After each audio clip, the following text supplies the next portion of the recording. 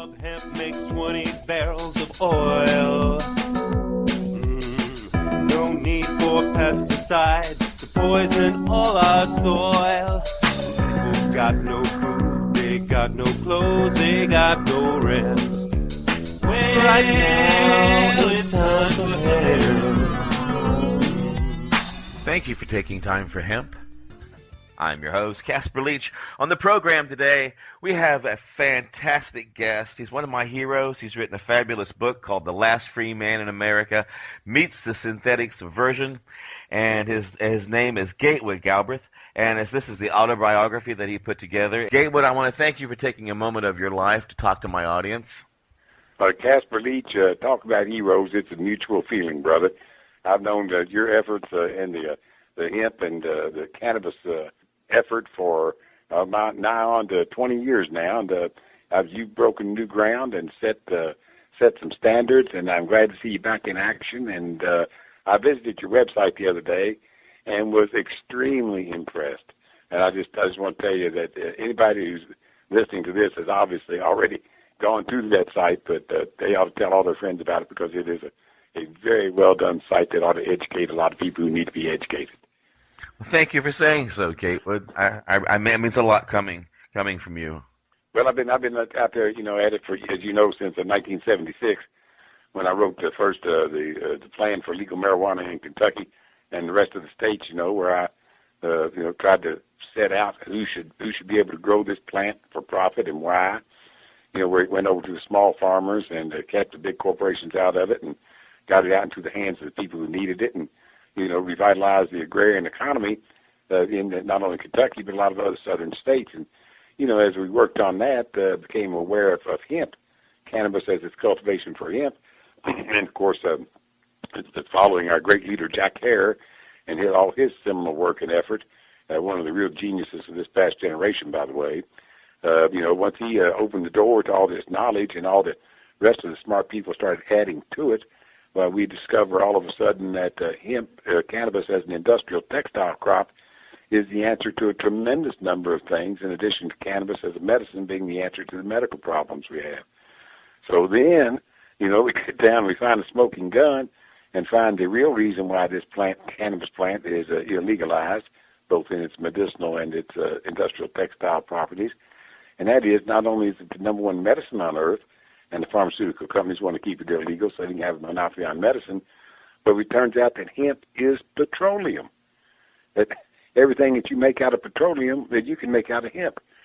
And, there's so many people never get it reduced to that simple phrase, and it boggles the mind when you think that everything that you make out of oil, everything that you make out of all these barrels of oil that we're spending $140 per barrel on, is exactly what you get out of the hemp plant when you reduce it down to methanol.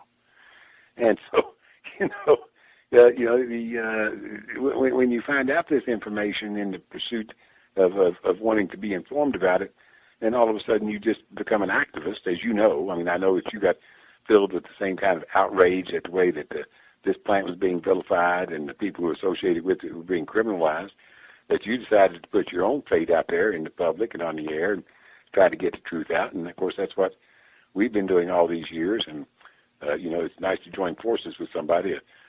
You can be in my foxhole anytime, Casper Leach, in this battle over humankind's relationship with the natural cycle.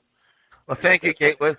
And that's one of the reasons why I called you today and wanted to have this conversation, because you're a very learned individual when it comes to this particular aspect of this plant. You put together a thing called the Feasibility Project, the Marijuana Feasibility Project, way back, I can't remember when, about talking about using this plant for a cash crop and using it for fuel. Now, as I look through today's headlines, I'm frustrated, and I look at today's generation, I'm saddened, because they are looking at a whole new world that's totally different than you and I came through, Gatewood. You know what's most frustrating about all this, brother? What? Everybody saw this coming. People saw this coming. When I ran, as many of your viewers don't know, or many of your listeners don't know, is that I've run for office in the state of Kentucky. I ran for governor and I ran for commissioner of agriculture on this very plan back in 1983. In 1991, I ran for governor, and gave a speech to the Kentucky Press Association telling them about biofuels and about the alternative fuels in the future and the necessity of our preparing for this very thing. Willie Nelson and I poured hemp oil into my Mercedes diesel in 1991 and drove it across Kentucky in my bid for governor. The first time any automobile had been powered by hemp oil on the roads of Kentucky and roads of America in 60 years. And I still love the fact that we made both the front page and back page of the High Times magazine in January of '91. But, we were talking about it then. And I told the Press Association, I said, look, Kentucky is a very poor state, a poor, mountainous, agrarian state. We need hemp. Hemp was our number one crop for over 100 years. We were the world's largest producer of hemp. We're well suited for hemp. We're going to go to a biofuel at some point in the future. Let us position Kentucky to take advantage of the transition and see if we can't recapture an agrarian economy where our poor and small towns can have a viable economy again. I pleaded with them and prayed for them to do that, but they turned a deaf ear because the special interests don't want to see this happen. Those special interests are the ones who are making the money off the monopoly that they have on energy and medicine in this country today. And, so it's not as if that's the most frustrating thing. It's not as if this caught us by surprise. We saw it coming. You saw it coming. The people in the cannabis movement saw it coming a long time ago.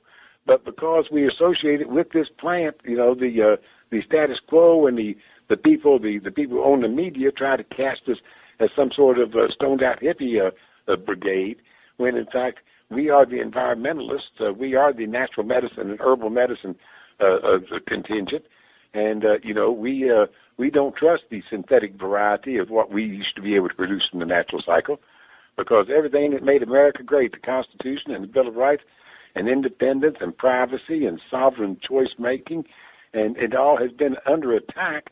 And the cutting edge has been the war on drugs, and the cutting edge of the war on drugs is vilifying everybody who has an association with a green natural plant. Well, you talk about New Age thinking and talking about our children not being able to enjoy the same freedoms that we enjoyed growing up, Casper. When they've got parents ready to send their children to jail over their association with the green natural plant, they've already destroyed the family structure and initiated the New World Order on us. Here's how big it is. And by the way, I just saw a graph today on the production of hemp as an energy crop compared to ethanol, corn, and the rest of those things. And it turns out you use as much energy producing ethanol from an acre of corn as you get from it, whereas with hemp you get multitudes of energy from putting very little into acquiring it. But here it is. In 1980, I remember Liam Nielsen's study that said that if we planted 6% of the U.S. agricultural land in hemp, we wouldn't have to import another drop of oil. 6% of U.S. agricultural land in hemp. Now, that's more than that already set aside in the soil banks. And when you use hemp as it, you can use marginal land. You don't need to use flat land. You don't need to use herbicides, pesticides, and fertilizer to grow it, so that you're not taking away anything from the flat land foodstuffs, so that food prices can remain the same because their food is not being converted over into energy for the automobiles. But in fact, on the marginal lands and in the soil banks, we're raising the hell out of hemp, converting it to methanol. Now, why isn't that being done? For a couple of reasons. The biggest reason is that the DEA refuses to allow the permits to be let for the growing of hemp as a fuel crop. The DEA keeps saying that they can't tell the difference between a hemp crop and a marijuana crop for smoking, which is pure and utter balderdash. Anybody, the difference, hemp and marijuana are both members of the cannabis family. But, anybody who can't tell the difference, it's like Danny DeVito and Dennis Rodman both being part of adult males. If you can't tell the difference, they share the common experience of being adult males like the hemp and marijuana share cannabis, but if you can't tell the difference in descriptions of them, you don't belong in law enforcement. And, so that we have to, so that the DEA is acting as the muscle, as the vicious, underhanded, corrupt muscle for the pharmaceutical companies and the petrochemical companies, because they don't want the farmer regaining the niche in energy and medicine by growing this one single plant. And for somebody who loves the Constitution and wants to protect the constitutional rights that lots of people fought and died for, it sickens me to have our current elected representatives happily dissipate the Constitution while they line their own pockets with special interest money. Remember, even Jesus got pissed. Even Jesus failed to turn the other cheek when he took that whip and beat those son of bitches and money changers in the temple. And we'll be right back with Gatewood Galbraith, the last free man in America, here on Time for Hemp. Education and information. See what all the buzz is all about. It's time for hemp. It's time for hemp. Thank you for taking time for hemp. I'm your host, Casper Leach. On the program today, I have invited back to be on our show, Gatewood Galbraith. Gatewood has been working for years to turn this economy around by reintroducing the use of marijuana into our economy. Now, Gatewood, we know that we've heard this for years and years. Remember during the Carter administration, we had the gas shortages, and we had to turn our thermostats down, and he put on a sweater and talked about the economy by the fireside there, and then we had Nixon made the comment that, and he said in 1970 that we were importing 20% of our oil, and that by 1980 we would be importing 0%, even though that by 1991 we were actually importing 42%, and now Gatewood, we import over 70% of our oil into this country from outside sources. It seems to me like they're trying to make America a third world country, and these oil companies are as much to blame. These are your transnational companies. People have to realize that, people say, Galbraith, you keep talking about a conspiracy. You keep talking about the pharmaceutical companies and the petrochemical companies conspiring, and so I said, look, I finally identified the people that are the cause of all this, and I said it 10 years ago, and the same people are the cause of it now. They're the petrochemical, pharmaceutical, military, industrial, transnational, corporate, fascist, elite son of a bitches, who have never said. Many of them are setting policy on the economy in the United States of America and on our citizens' rights. They're setting policy, even though many of them have never said the Pledge of Allegiance to the flag of the United States of America or to the republic for which it stands. And they're not warm and fuzzy about us or our children or our grandchildren or our rights or our individual sovereignty. They have one allegiance, that is the corporate bottom line, and they view the Constitution and the Bill of Rights as impediments to the implementation of a new world order and global economy. And they're going to do everything that they can to remove those kinds of privileges, constitutional rights and privileges which we as citizens of the United States enjoy, because they get in the way of establishing some sort of routine and some sort of uniformity on the planet as a whole, where they can go about implanting their monopolies in the production and distribution of the vital necessities of the human race. They believe that if you abolish the national borders and you get everybody on an even playing field, it's socialism, it's communism, and it is an absolute enemy of the constitutional form of government of which I am so proud. Before the Constitution came about, everybody was chattel. Everybody was property. Before the Constitution came about, your rights as a human being were not recognized. That's right. The king or the queen or anybody, whoever the biggest warlord with the most gunpowder in the region, could have you hauled in front of him, set off with your head, and off came your head. Nobody could do a thing about it. But, it was only us, our founding fathers, who put together a Constitution that officially recognized the sovereignty of every individual. The Declaration of Independence spelled it out. We hold these truths to be self-evident, all men created equal and entitled to life, liberty, and pursuit of happiness. So that was the first time that was ever recognized, and it was the first time it was ever recognized as distinct and apart from what the government would give you. And that's what sovereignty is, that our founding fathers recognized self-rule in people. And it officially put it together in the form of a constitution, which was meant to stifle government and ensure the individual freedoms of all the individuals.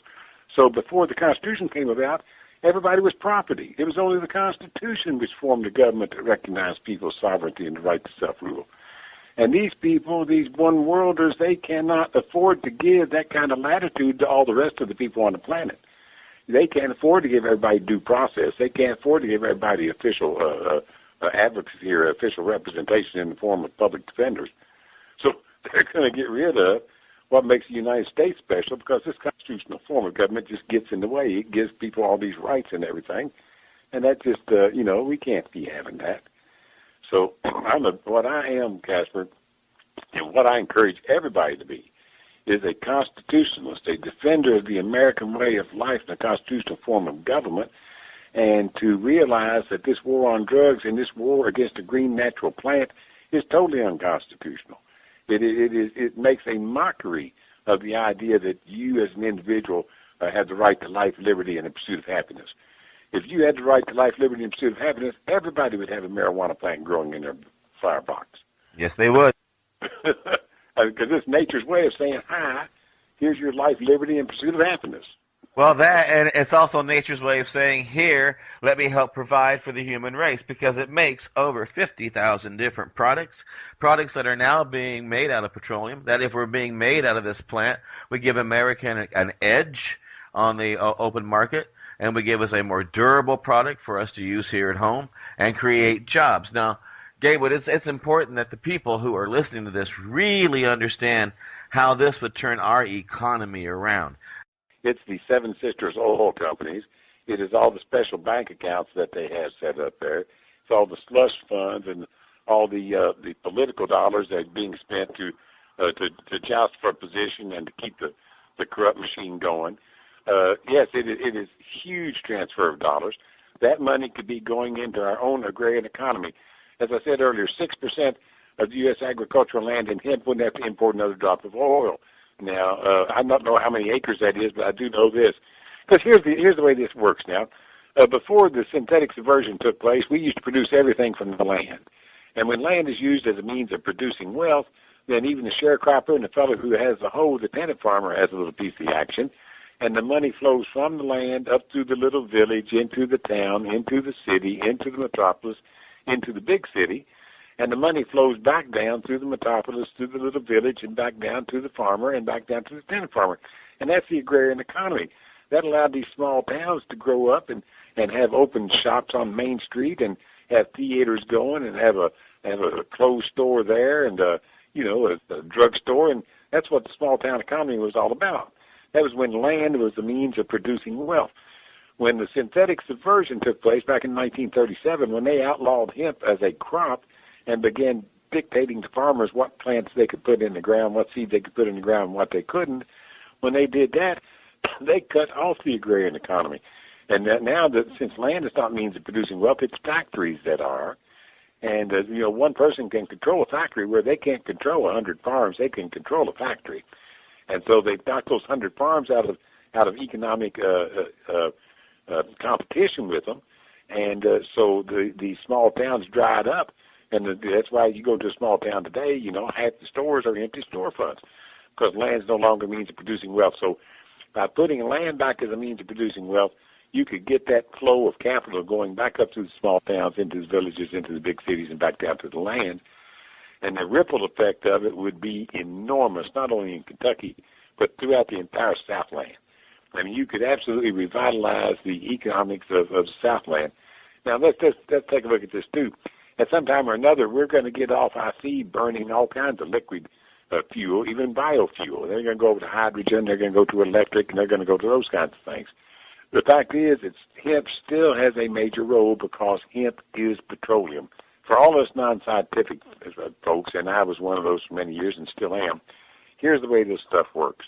The reason that hemp is petroleum, and if you don't remember one other thing walking away from what we're talking about, if you've sat through the whole damn thing, are these three words. Hemp is petroleum. Everything you make out of petroleum, you can make out of hemp. Now think about that. We're spending $145 a barrel right now for 55-gallon barrels of hemp, or of oil. That could be hemp oil that we could be getting from down to the local store. And here's how it works. All petroleum is liquefied vegetative matter that was grown eons ago and trapped and stored the sun's energy through its growing period through a process called photosynthesis. We all remember that from high school. That's the sun's energy flowing through the plant. All we're running around on in our cars today are the sun's energy that was trapped and stored by plants that grew thousands of years ago and were turned into liquid by nature or compacted into coal and peat, and that's what we're burning in the furnaces, that energy, that sun's energy. Hemp, cannabis that's grown in an industrial textile fashion, hemp is the most effective photosynthesizing biomass on the planet. It more readily traps and stores the sun's energy than any other growing thing on the planet, and in more places around the planet. So that if you're going to go to biofuel in any respect, for any reason, not only cars, but for furnaces, for lighting, for paper, for a lot of other reasons, then hemp is the crop. It is the one that we can get out in the fields and have more farmers grow it quicker and more profusively and more professionally than any other plant in whose direction we're looking for an answer.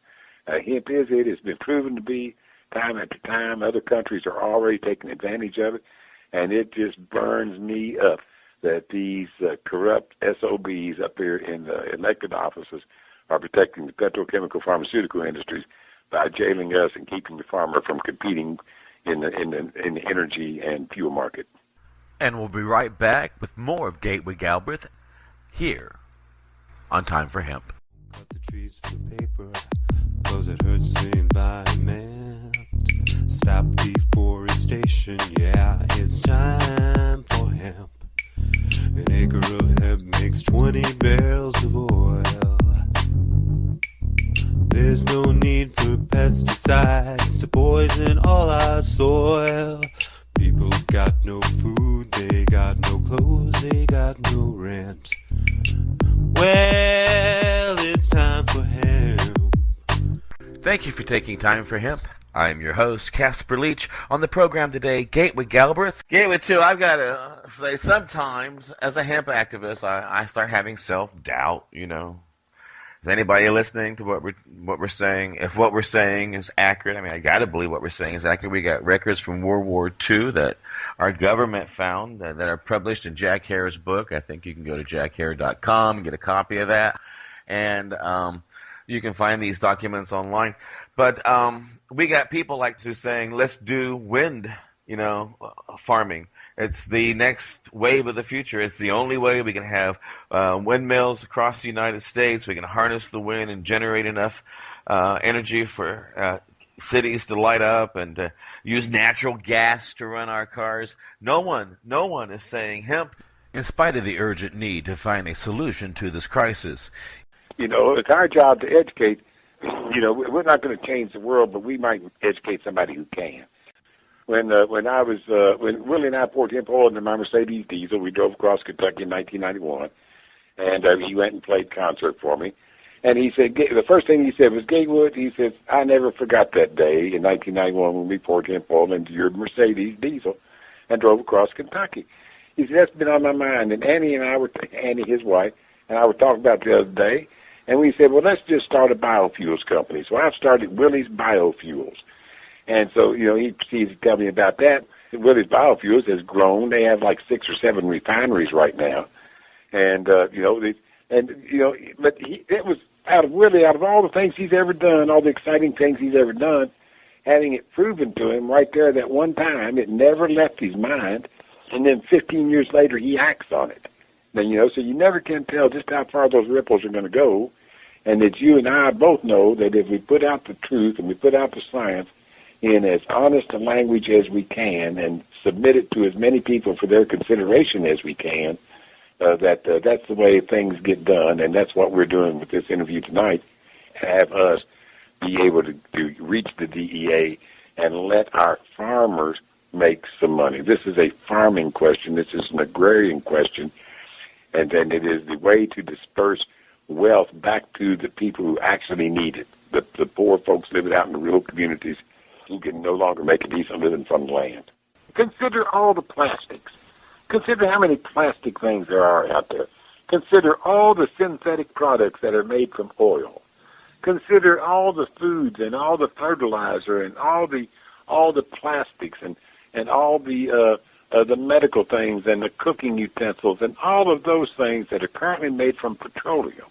more than 50,000 products made from petroleum could be made from hemp, which is the present day manifestation of petroleum. Except we're not using carbon fossil fuel. Petroleum is fossil fuel.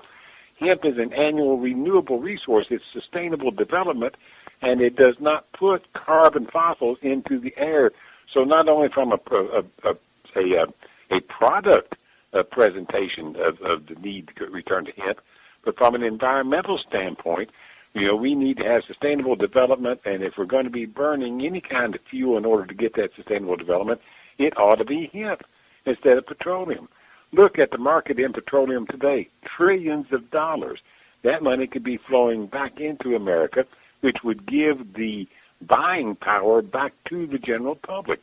It would give the ability for people to buy that car and make payment, be current in their house payments, to have some sort of house, to have some sort of health insurance, to be able to eat decent food. I mean, all of that is in great peril today. And it's not only the production of products, but it's all the ripple effect of the economy that would come back if, in fact, land was returned as a means of producing wealth, because land is a natural wealth-spreading mechanism. And if we were making the products from what came from the land, it would spread wealth in every aspect of society. It would flow through the entire system and take the monopoly and the super wealth away from the robber barons and return not only economic pride and self-sustenance back to the people, but also a pride and a feeling that hey, being American is special, and we're on the right side of being American instead of the losing side. But it's outdated, Gatewood. I mean, it's old school to be growing your fuel and growing your cloth. I mean, it's a new world now, high technology. That's why we got fossil fuels. I mean, that's cutting edge. You're talking about going back to the Stone Age, aren't you? Well, there's certain aspects where slowing down and smelling the roses is there's nothing wrong with that. This myth of the ever-expanding economy is only that, a myth. It's just all numbers games to these people. The whole basis of everything is to be happy and smell the roses and to be content with your life. I give a talk to a sociology class at the University of Cincinnati every year, and the professor said, he said, I've got several colleagues and friends and who enjoy marijuana, but the one thing I recognize when they smoke marijuana is it goes directly to the amotivational syndrome part of their brain. And I said, okay, now let me get this straight. I said, you are criticizing it because it makes people happy and content to be where they are. I said, I thought that was what we were all trying for, is to be happy with where we are. I mean, do you think that they ought to be enrolling in a class someplace in order to get a more advanced degree? And the fact that they're happy with where they are and they stop to smell the roses because they smoke marijuana, do you think it's a bad thing? Tell me what's bad about that. Tell me what's bad about being content. What's bad about being happy of sitting in a rocking chair and talking to your family and spending time there? I mean, what should we all be doing out there, building faster cars or, what is that we should be doing besides being content and happy? So when they say, it goes to the motivational system, I said, well, what's wrong with stopping to smell the roses? I thought that's what all that poetry and all that, be sure and dance when you get a chance and eat ice cream. I thought that's what that was all about. I see, and people now think that this is like a new idea, too, sometimes when we talk about it. I'm always amazed at the number of people who've not heard the truth about marijuana, i.e. cannabis, hemp, paper, fiber, fuel. Henry Ford knew back in the day that we were going to need some kind of alternate fuel and even created a car called the Hemp car, ran off of hemp. You can find that little video clip of it on time. They never heard of Henry Ford, Casper. They never heard of Henry Ford. I used to give a speech at the police state, and I asked them, do you think John Wayne would put up with that? They don't know who John Wayne is. I had to ask them if they think Vin Diesel would put up with it, and they don't even know who he is. I mean, they had the people, the 13, 15, 18, 19, 20-year-olds, they never heard, they never heard of any of this stuff. It's not being taught to them anywhere. They have no way of knowing this because the educational system is totally barren of all this. And, so they had to find out on their own. And that's why, we have to keep saying the same things over and over again. Hemp is petroleum. We got to say that every year because there's a whole new generation of people every year coming out of schools who never heard it before. And so, it amazes me too, brother. But that was like the girl said, "Do you mean Paul McCartney was in a band before Wings?" And a lot of people out there don't even know who Paul McCartney is, for God's sake, or who Wings was. Exactly. We're old fogies, brother.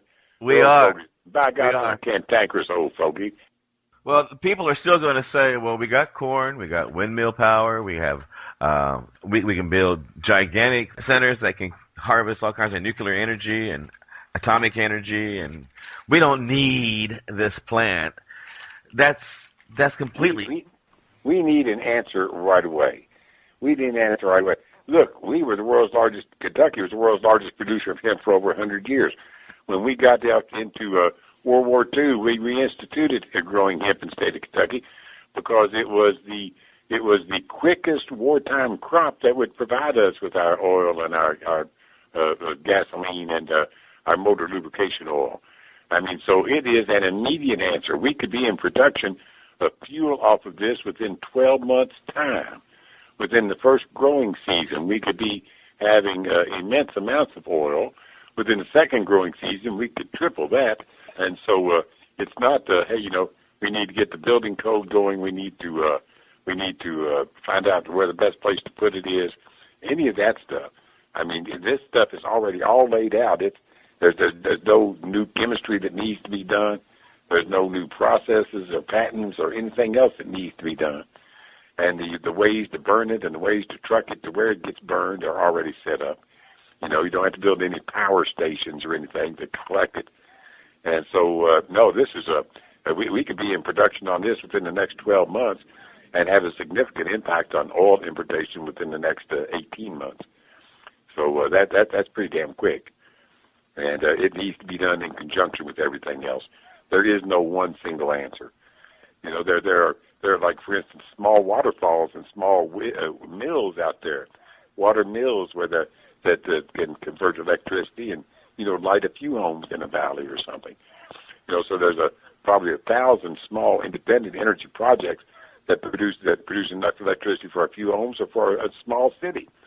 And those kinds of things ought to be taken a look at and nurtured and cultivated. But it ought to be a multi-task approach to it. We can make a real difference as a collective whole. Oh, I mean, look, it's just amazing what even a small group of dedicated people can do. As a matter of fact, on my bulletin board, it says that never doubt that a small group of thoughtful, committed citizens can change the world. Indeed, it's the only thing that ever does.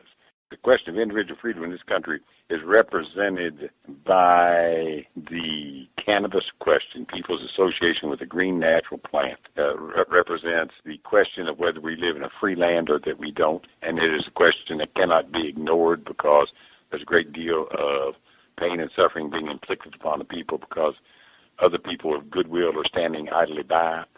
Don't stand idly by. Educate yourself about this issue. And take the government off the back of the people and save your sons and daughters from ignominious treatment by people who don't give a damn about the Constitution or the privileges it gives to its citizens. Gatewood, I want to thank you for being a patient guest with me on the show today here at Time for Hemp. My audience learns from you every time you sit down and take time for hemp. And take care of yourself, and God bless you all. Thank you. And remember, the next time you hear me, you'll know that it's time for hemp.